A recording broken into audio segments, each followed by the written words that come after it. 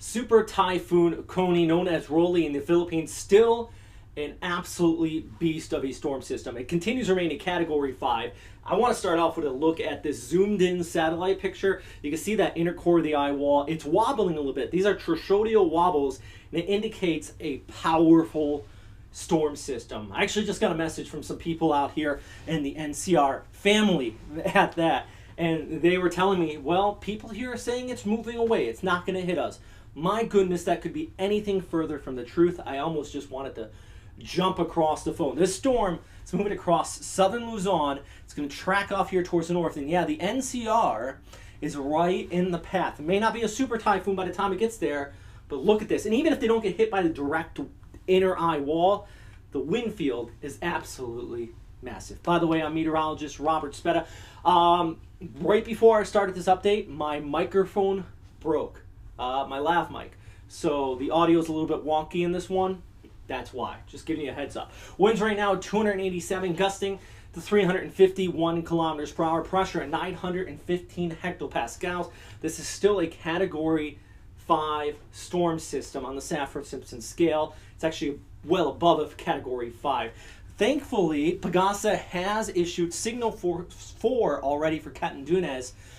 Southeastern Luzon at a 3. I'm happy. They're getting ahead of the curve here, giving people a good heads up that this storm is coming, and it is no joke at all. This is definitely very dangerous.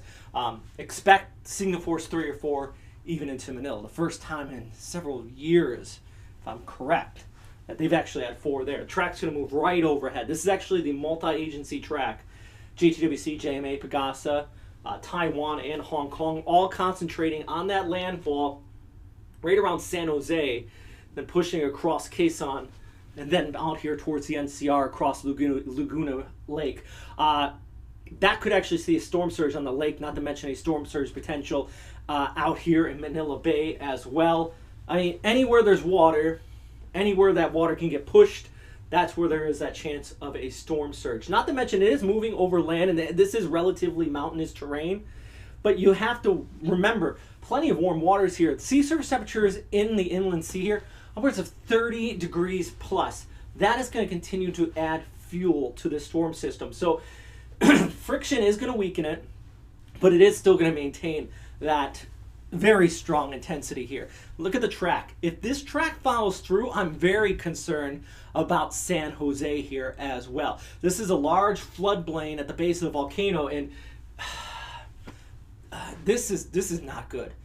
If that water funnels up in here, it's eerily, and I'm not trying to scare anybody, I'm just telling you what I see as a meteorologist, and I covered Haiyan. I was doing these videos hour by hour forecast. This is eerie similar to Tacloban and a very similar track.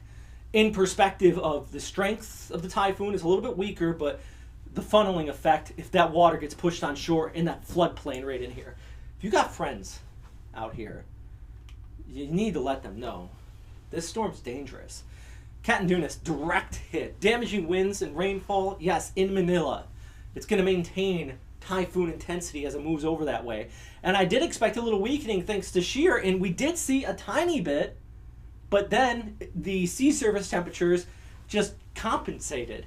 And this is still maintaining the strength. Actually, you can see kind of this pressing of the shear on the northern periphery that eye wall replacement cycle underwent, and now just reformed up a very thick eye wall, and in that inner core, that's those gusts over 300 kilometers per hour, with the wind field stretching well out over that. I mean, you could be looking at her typhoon strength winds in northern Samar, but that inner core is where we have those super typhoon strength conditions out here. Latest track from the Joint Typhoon Warning Center, they're holding no punches either. They're keeping it either super typhoon or just below super typhoon all the way up the landfall and maintaining typhoon intensity over Manila.